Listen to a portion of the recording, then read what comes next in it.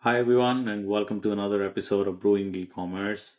Um, I have somebody with me today who is going to talk about something which you all need to know if you are not thinking about it already. And a lot of people are saying that this year is finally going to be the year of retention, right?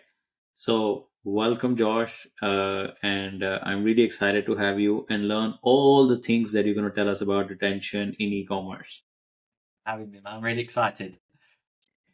Great. So let's just kick start, George. I'd love to understand your background, and I know you come from a very diverse set of experience and expertise, if I can say that, because you've been working with brands, and you've Yes. been spending a lot of time in different roles, and now also doing your own stuff. Helping brands. So, how the whole e-commerce journey started, and to fast forward here, let's kick start from there, please. Sure. So it's always a fun story. So my journey to ecom started with a bad haircut. As crazy it was Wow. a bad haircut. I remember must have been like 17, 18. I went and got a really bad haircut. So afterwards, I was really inspired to go, okay, I'm going to go into London and I'm going to see what a good experience is like. And I just remember this was around 2013, 2014. So the beginning, early stages of Shopify. Mm-hmm. Remember going to the barbers and seeing all these amazing products at the time. I'm thinking, oh my God, I didn't even know these existed. And at the time, I suffered with acne. So I was really involved in that kind of stuff from a confidence perspective. And I remember messaging my friend. I was like, mate, should we try and sell some products? Like, there's this product I've not even seen before. It's really cool. So we started an eBay store at the end of 2013.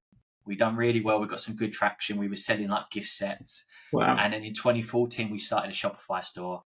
And it was like the beauty of beautiful time. Like you could get influencers for free. Yeah. Like you would just message and be like, "Hey, can we send you this?" And you post. They'd be like, "Of course, yeah, Of yeah." course. Yeah. No £20,000 Yeah. charges. Yeah. Um, and that's how I got into ecom. It was kind of by accident. I'd always been very interested in marketing. Growing up, I loved Only Fools and Horses. So that nature of trying to get a pound and make £10 has Yeah. always been fascinating to me. But yeah, that's how we got into it, and it kind of evolved from there through the business journey, working with brands, and to now where we're here today.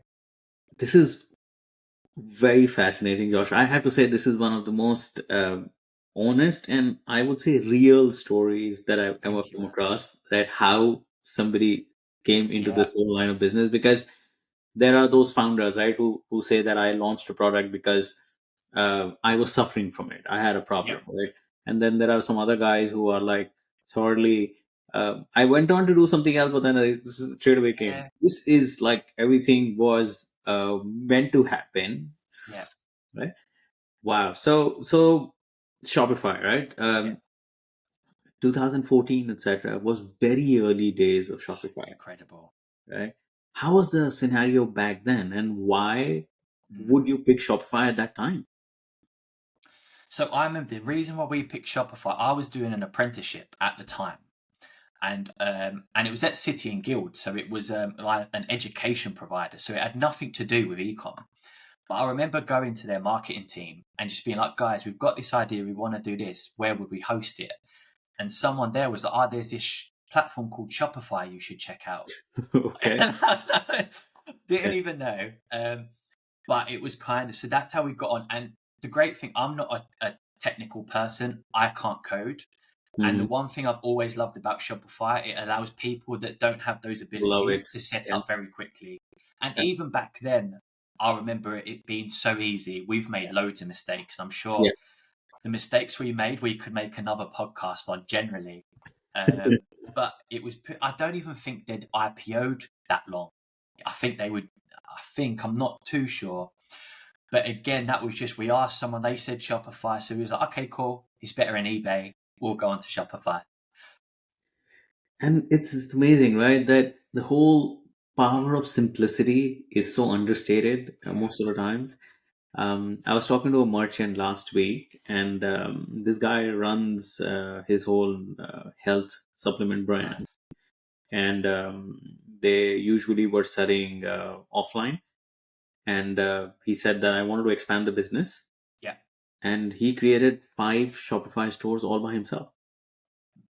So owner of the brand, and Yeah. the way he's Amazing. looking at it is, because I've been doing this business for the past decade, so my offline business is very nicely sorted. I have teams to take care of everything, Yeah. but I wanted to focus on digital side of things, so I started doing it myself. And I'm like, and that's hats off. And it Perfect. can't be any other platform other than Shopify that lets you.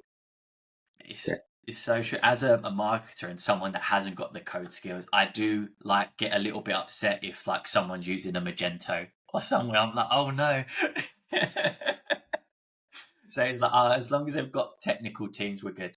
yeah, very good. Yeah, perfect. So let's fast forward that, George, Mm, to the current age, right? yes. Now you're running a consultancy agency of your own. You're Yes. working with a lot of brands, etc. So what's a average typical brand that comes to you for help, and what are the kind of things that you help them with? Mm. So I'd say the average brand would be in the fashion, health, or beauty space. Hmm. I'd say that's kind of like the real core of the kind of brands that come to me. And I always explain my kind of ICP and the people that come are the brands that can't afford the big agencies, but Yeah, have got a great business that want to grow. So it right. might be between the 250 and just under a million mark if you had to put a number on it. Yeah, sure. Um, and I'm really comfortable with that because, to be honest with you, I don't desire to build a big agency. I don't want 20, 30 people working for me. I don't want to take on 50 brands. Um, so they're kind of the frustrated brands that are like, look, we know what we want to do, but we Yeah, just haven't got that cash flow to makes sense. pay someone 5 grand a month for Yeah, services. So that will kind of thing. And I think the biggest thing is, and we'll touch base on this around retention, is they all know that they need to improve their 1 to 2nd purchase. That whatever brand you look in, that is where the biggest drop off is. But I think they also all have scaling acquisition problems. All of all of that stage is like, how do we grow? How do we scale? yeah, And I think what I've started to learn in the last year is the educating the client around what we do from the retention side of things can really drive that acquisition if done absolutely. correctly. Yeah, Um, but I'm still finding retention and the email marketing side an educational piece because I think there's still a lot of brands out there that are like, well, it's just sending emails, isn't it? It's yeah, just creating a couple of flows, and it can be so much more than that. yeah, yeah, yeah. That's so true. And there's so much content written out there now about email and how to make it Yeah. simple and how to make it more readable, etc. Um, there's always that less is more, but Yeah. because email is getting more and more, I think, visual now, having that very nice imagery which tells brands that how will using their product will solve the user's problem, kind of a thing, Yes. right? That is just insanely doing so well, right? And then your ICP, Josh, I think Mm. there's a huge segment in the market which is, much, I would say this is much bigger than the top end of those Yeah. Shopify Plus, right? If you look at Shopify Advanced or even lower, and the problems they face are the same. They are all Sure. cash strapped, but they all want to grow. So it's the chicken and problem. And I think your ambition there of trying to give them more personalized Yeah. service is really, very, very valuable in the market today. So is it when they come to you and say that, I want to start email Mm. marketing, right? Or I am already spending, say, 5K a month on Instagram and TikTok to Yeah. bring the traffic. Can you help me with conversion optimization or things like that? As in, how would you go about picking a brand, and what is your thought process behind delivering value for them? It's a good question. So I think the first foremost is, are they someone I can work with? I've been doing this for too long to work with people that it just ain't a fit no more. And that was really hard because it's hard to turn down an opportunity. It's hard to turn down, income. So I think that's the biggest one. Can I work with them, and do I believe in their business? Do I So, really believe in yeah, what they're doing? yeah. While I understand the second part of it, what you said, right? Believe Mm, in their business. I want to kind of spend a few more minutes on the Mm. first part, Josh, Yeah. because I think that's so critical and that Yeah. is so undervalued. When you have to think that can I really work with them? What do you mean by that? Oh, so I think the first thing is, are they open to ideas and suggestions? Nice. Okay. I've had discovery calls and sales calls before where I've maybe created an audit, created some ideas, and instantly like, no, we don't do that. Now, I'm fine with that statement Yeah. if they that can then say, look, we tried it, it didn't work, here's the data. Fair. But if it's just a flat, no, we don't do that, so already that's created a barrier of, right, well, what ideas do I send to you then? Yeah. Like, are we not going to test? Are we not going to try? Yeah. So I think being open to ideas and also being comfortable with challenging my thoughts and challenging what I recommend. I love founders and brands that are, well, Josh, why are you suggesting that though? Because I don't get that. Because I think there's a two-sided coin. There's a one of I learn more about their business and how they think, Mm-hmm. but also it allows us to show where there's potential holes in the understanding and the journey. And I've always found if the founder or who I'm working with doesn't understand what I'm doing, there's always going to be a bit of friction there. So True. it's so important they know we're doing this because of this. Nice. Right. I think very, very nicely summarized Mm, because, um, a lot of what we do uh, doesn't have results straight away. It requires a lot of experimentation, a lot yeah. of time. But the only thing is, when you see results, it's very data backed. Yes. Right? Um, just to add there, from my point of view, I've seen this on my opportunity calls, etc. I try to determine how patient is the Yeah. brand, Yeah. right? Because if they think that everything comes with a magic wand, then I'm like, you know what? Sorry, I don't. I think we'll disappoint you. So let's not, start having this relationship straight away because it's not going anywhere. Yeah. Yeah, no, It's a big thing. It took me a very long time to get to that point. I'm I sure. was I was the yes person in early in my career. I was like, Yeah, we have to take all opportunities. yeah, And it's such a good skill. Anyone watching this that is struggling with that, don't worry that you're struggling with that because I struggled with that. It nice. takes a bit of practice. Yeah, funny enough, right?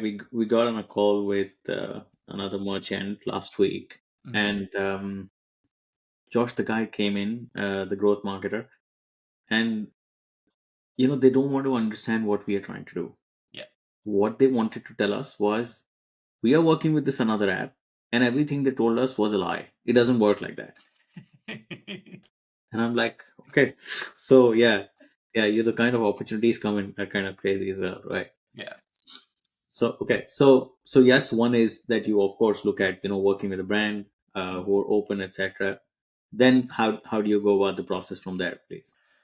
So then I always in the discovery call, always try and get an idea of what are their main business goals, what are they struggling with, what would the ideal scenario look like if I came in and handed them the perfect performance, the perfect gift, what would that look like to them? Nice, And I nice. think that's really good because I think what I do needs to align with their business goals. It isn't just me coming and be like, oh, look at the Klaviyo attributed revenue this week. That's Yes. looking good, isn't it? It's how can we help them grow as a business? Hmm. I always like doing an audit that I send for free. I've seen some people recommend to not do that, but I love that. It Mm-hmm. allows me to understand the brand more.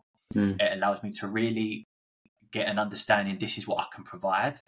And just from a selfish perspective, it helps me learn about my ICP more Super. and what are the holes. And it's like 80% of audits I do are missing these things. And that's just so good for me to know. Yeah. Um, and then from there, it's kind of then we have a call to go through the audit. And then that's when we take it that this is what we need. This is the next steps. Are you on board? And then I have a few business promises that I try and keep to that I like keeping to. I'm not a big fan on contracts. Mm-hmm. I don't like the idea of a brand thinking they're tied in. Mm-hmm. I feel confident in what I do, so I feel like that's quite nice. The best way to go Um, about it. Yeah. and then I also send a little survey that gets an idea about the brand values. How did the brand begin? Two questions that I've asked this year that have really helped is what do you currently like about your email marketing, and what currently don't you like about your email marketing? Yeah. Yeah. And it's great for me to see, oh, they actually really like that part of it. Fair. How do we enhance that? Because we don't want to take away what they also are proud of what they've done. Yeah. Yeah. Makes a lot of sense because it brings clarity. One is, of course, the numbers that Klaviyo flows will tell you, the conversion rate, revenue, etc. But the other thing is that, the brands also might be struggling at a very different level to go For and deliver sure. what they're doing. For sure. So, from a expert point of view, can you help them?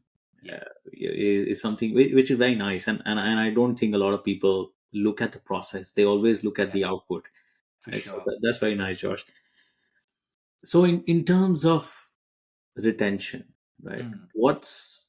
why do you think it is such underplayed tool in the market even Mm. today?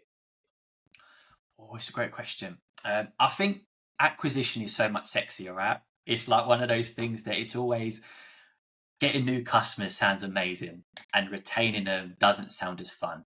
I think I think one of the big misconceptions is that retention is going to be what grows your business, and it's not. Great acquisition will fuel great retention. And I think for too long, email marketers and retention have seen it in the, if we just focus on building that retention rate, the business will grow. Yeah. Um, and it's more how can we fuel better, higher quality acquisition. But I think from a brand perspective, I just think it's natural to think, how do we acquire more customers? That's the language. How do we make more revenue? How do we make more sales? And until you can provide proof that that side of it is also working, Hmm. founders have a way of just, you know, The and I've been there, blinders. so Yeah. I can relate. I've been there. Yeah. Um, but I think it's more of an education piece. I think anyone that tries to tell you that retention is the new acquisition is lying. I don't agree with that. I think that's a really bad statement. Yeah. And I think if you're a founder being told that and you go with that and you see that not work, Yeah. you're instantly going to think, well, what's the point? Hmm. Hmm. Yeah. I think both are equally important, and I've always thought it in this way that the percentage of marketing mix and the budget kind of really changes depending on the stage that you're in, right? But you cannot ignore it, No, which so many people no. just yeah, whatever. And there's Right. a lot of nice things you can do that can really enhance that. And I'm sure Yeah. we'll get onto it. But Yeah. yeah, I think it's going to be an ever. But one thing I will say is I think from comparing where I was when I started coming into e-commerce to now, I am excited that there's more brands realizing that we need to make profit. I think iOS was a blessing for that. I Yeah. think so many more brands now are like, wow, I need to actually have good financials. I need to make a profit. Yeah. And I'm really excited about the next 5 years to see more sustainable, profitable e-commerce brands hopefully grow. And I hope then the retention will lead on from that. and and to top it, Josh, what I really appreciate is it's all built over privacy, Yeah, right? At least the whole importance of zero and first party data. Am I spamming them with too many emails or too many SMSs and yeah, stuff like that? Because it's all about keeping your customers at the heart of the entire strategy and then trying to work for them, right? Which is really nice to see. yeah. I think so. There's a John Avarco who does Form Toro on LinkedIn. Yeah. I remember he did a post that really made me start rethinking this around customer journey versus company journey. And that was really fascinating because even in the past, I've done tactics before where it's like, well, right, that's to benefit us. Yeah. But as a customer journey, that's horrible. Yeah. And that was if you start even looking at it from that perspective, Yeah. it can really change the way you look at things. Yeah. No, I know John, great guy, and writes some really cool stuff. Yeah. Because again, very data driven and pretty cool stuff as well there. So right. What would be your top three tips Mm. for brands, who are just stepping into start looking the world outside acquisition to grow their Yeah. business? So I'd think I think number tip one would be to understand that great acquisition will fuel retention. So I think it's not to start forgetting acquisition. Never forget acquisition. Never think that if we set up all these emails, all these SMSs, the revenue is just going to grow. Because I think that side of things only grows for as long as you've got healthy acquisition. So that would Mm-hmm. be tip number one. Don't forget, you need balance, like you say. Mm-hmm. I think tip number two was looking to really start capturing zero party data on understanding what does your customer, what is their goal from buying this product? What do they want to achieve? Mm-hmm. And then you can start helping them achieve that goal. And then tip number three would be to really start focus on that post purchase journey around product adoption. So let's say, for example, a customer bought a moisturizer and they want to have more radiant skin, for example. We know that's their goal. In the post purchase journey, how can we start crafting communications that's going to help with product adoption, that's Mm-hmm. going to help them achieve their goal? And ultimately, if they can achieve their goal and they can get in a habit of using their product, you'd like to think they'd come back. It's always going to be a stat that 60-70% of people don't come back. Mm-hmm. But I think focusing on those, helping your customer achieve their goal, can really transform the way you look at your post retention strategy. Absolutely, absolutely. There's some really simple but gold nuggets that the brands really need to follow there, Josh. Thank you for that. Um, with all your work around retention, what has been the most successful channel for you? Oh, great question. So I would have to say email, Mm-hmm. because I think there's so much that probably brands ain't doing to enhance email, Mm-hmm. that there's a lot you can do there. But I think the one thing I've really adapted in the last 12 months is seeing it as a communication ladder Yeah. of, okay, they've not seen their email. Will they see an SMS? They haven't seen an SMS. Will they look at direct mail? And I'm super excited about direct mail and Wow. postcards and Yeah. sending it. So I think the brand's called Postpilot. I think Josh Tay has done some really good posts on this as well. I think he's Again, brilliant. great But guy. it's saying, okay, look, they've not answered their email, they've not seen their SMS. Why don't we get them through a targeted postcard? Yeah. And I do think things have a funny way of coming back. I remember when I was a kid, postcards and direct mail was a very common thing. I Yeah. remember over Christmas, I would love getting the Argos Yeah. catalogue over Christmas. Be like, oh my god, like what am I gonna Yeah. what do I want? And I think for brands of any size, I think that's a really interesting one to look at this year. Yeah. Funny, and like Gusto in the Yeah, UK, yeah, right? They do both. Like in every few months, when I kind of forget to order, I get an email, I get a push notification, but I also get a direct email, direct mail from them saying, this is what it yeah, is, and these you're missing out and stuff. So I think the bigger ones are not just going by either or, but they're going like all of them together yeah, because it's about grabbing the attention, right? exactly. Yeah, Right. And uh,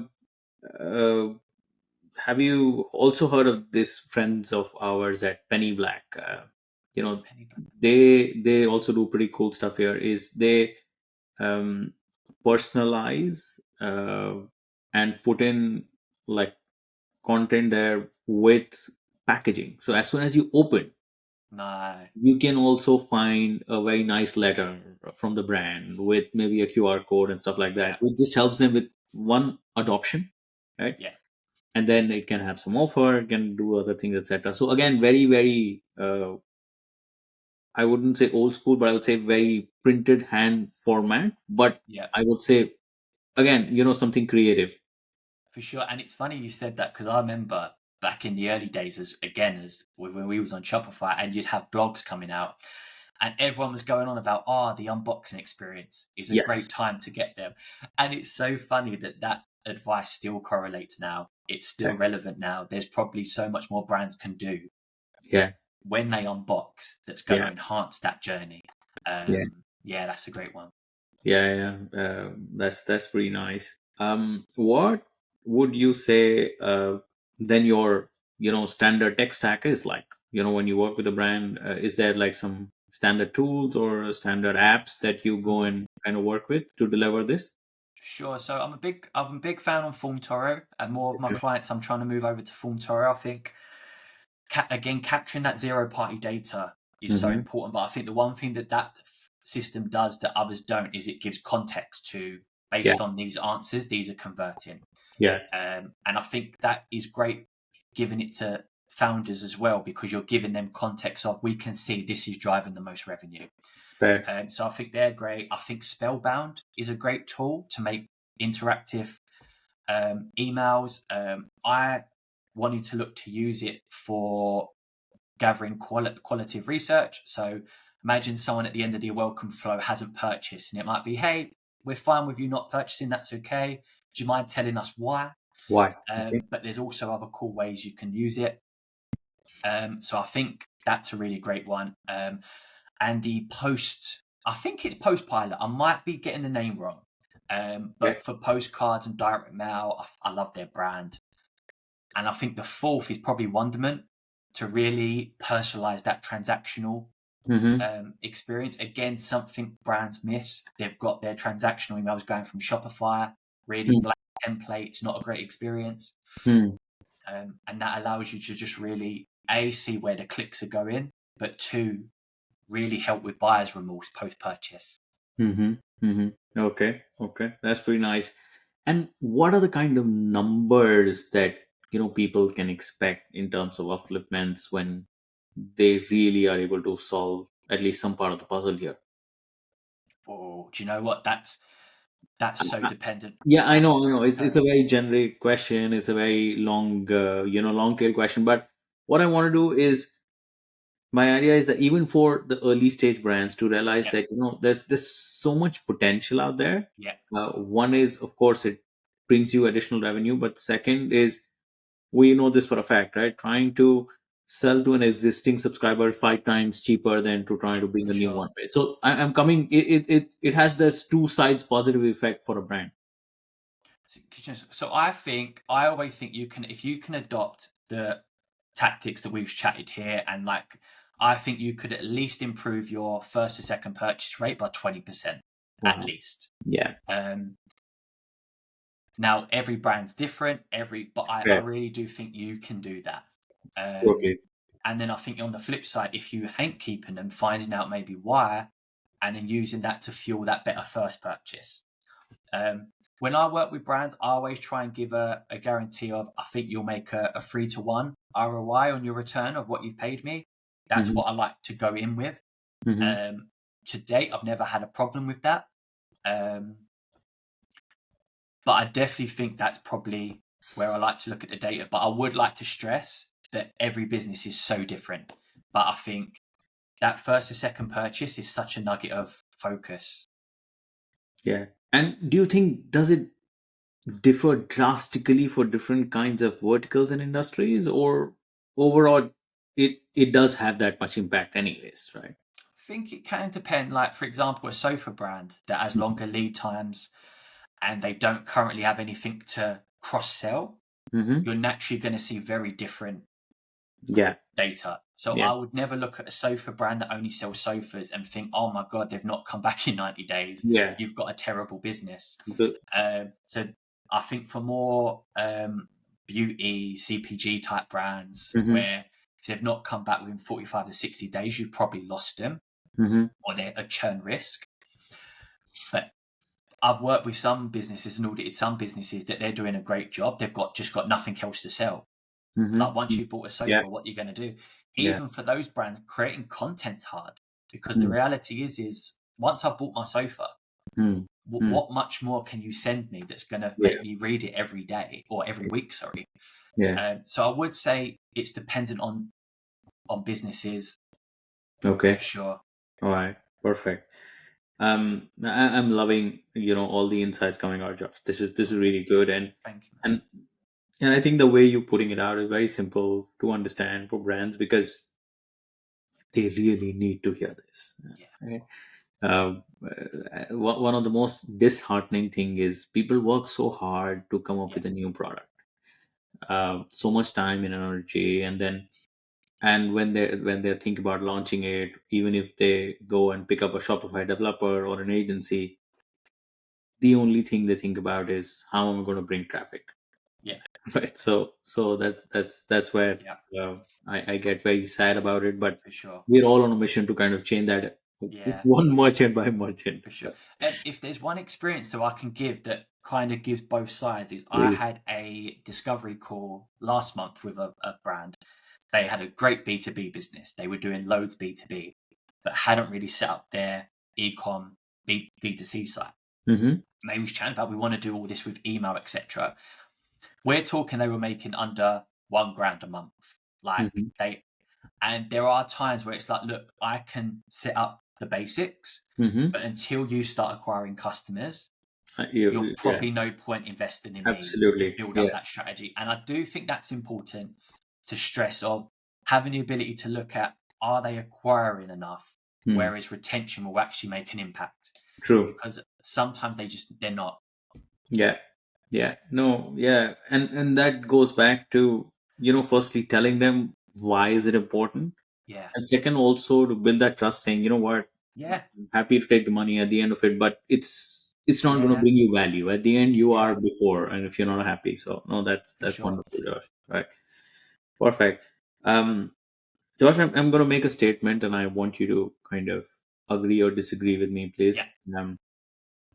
So the way we look at this whole retention and Mm. conversion optimization piece is, um, 97% of the visitors coming to any e-com store are not ready to buy. Yeah. So you agree, okay? But most other customer engagement tools assume otherwise. Okay, Is would that a you, yes or no? would you agree or Um,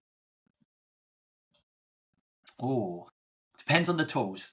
I'm okay? in the Okay, middle. It depends on all the right. tools. I think if you look at any pop-ups Yeah, forms, yeah. their whole purpose is they're not ready to buy, so why don't you capture their email? Um, Okay, so uh, yeah, okay, all right. But have you thought this in this way? Let me pick your brain a little bit, right? I might be too early in my buying journey to even give it an email. I for might not sure, even want to give an email for because I'm sure. not even I don't even know what they're trying to sell. Yeah, for sure. I Yeah. think yeah, because if you break it down, just say on average 2%. Let's take 100 people, 2% Fair. convert, so Yeah, at 2 people. And let's just say a good popular catch-up rate might be 7 to 8%, fair. Yeah, 10%. That's enough. So that's 12 people, yeah, potentially 80 people. Are yeah, like, what's going on here? yeah, Um, so yeah, for sure.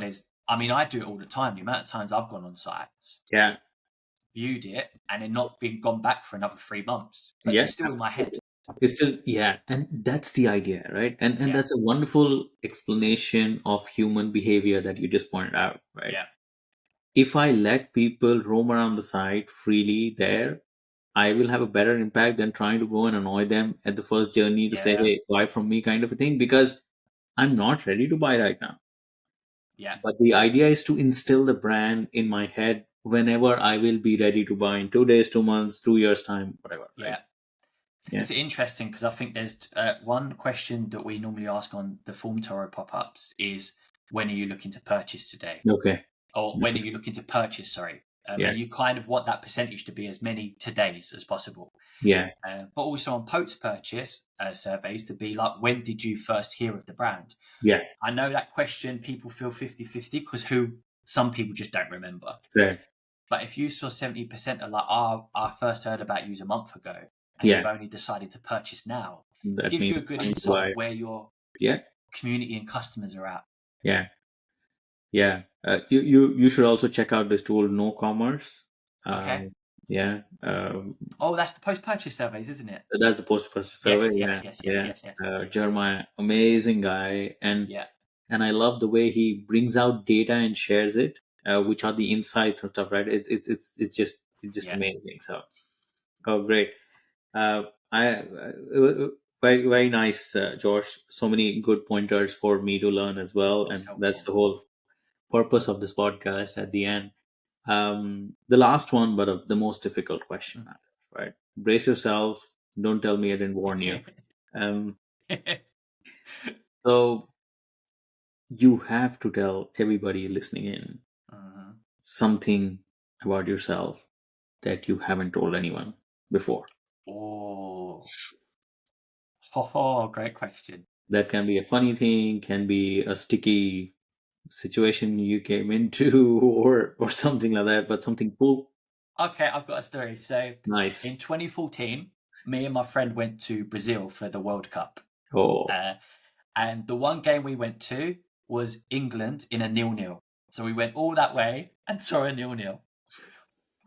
But we left the stadium and we're walking. The queue for the bus was really long, so we thought, shall we just take a little walk?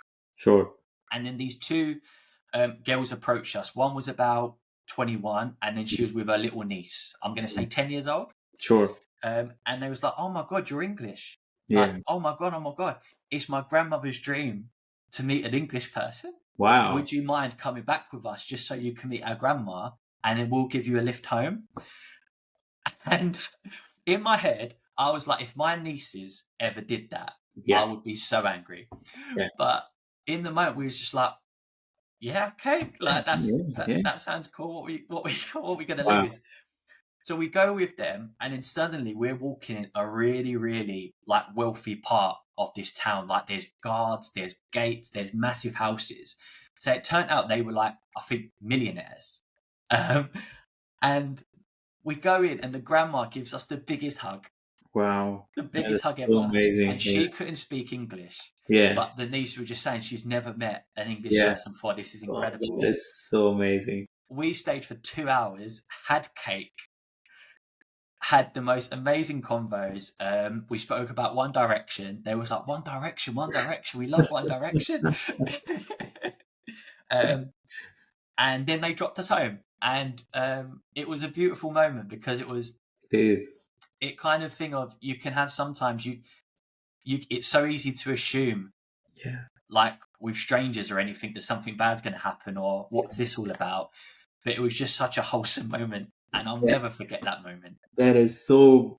Yeah. That should be very fulfilling at the end of It it. was, yeah. It was the hug. It was Yeah. like she just hugged Indeed. us. Yeah. And yeah, she was like she's always wanted to just sit down and chat with someone. They've never been able to go to England Yeah. themselves. So it Yeah. was like they was very excited about the World Cup. Wow, no, that's super. I've been lucky enough to go to Brazil. It's a Amazing beautiful country, country. really nice, Beautiful country. warm people as well. And but what you summarize here is amazing stories. And at the end, it's all about the human connection, That's and it. It is. that is the whole objective of brewing e-commerce is to bring people like you, experts in the industry, to share about what's going on and how can people like me and everyone else can learn from, Yeah. because this is what is real and this is what Yeah. works. For sure. Like, I think on LinkedIn, and I know don't want to go too much into it, but the change in mindset when I realized I looked back last year and fell into the trap of impressions wasn't what I wanted them to be. Sure. But then when I started listing the amount of great people I met Yeah. and the amount of people I was able to chat to, Yeah. I was like, do you know what? I wouldn't swap that for Yes. going viral any day. Yeah. And like what you said on Human Connection, I've met so many great people Yeah. that, yeah, it really is like the cornerstone of everything, isn't it? Absolutely. And it was the same moment for me talking and chatting with you, Josh. So thank you Amazing, so mate. much for your time. No, it's a pleasure. Really No, enjoyed it. I hope it was helpful for your viewers. absolutely it was. I think this is a very, very common topic being discussed a lot. A lot of people think about it. A lot of people just think about it and don't do anything about it. So Yeah, hopefully, listening to you, they'll take the first step which is needed. But retention is key. Trying to understand what visitors are doing on your site is key. Try and convert them and bring them back, I think, is very, very critical. yeah. Thank you again for all your time, Josh, and looking forward to chatting with you again sometime. My pleasure, buddy. Have a lovely day. Take care. Cheers.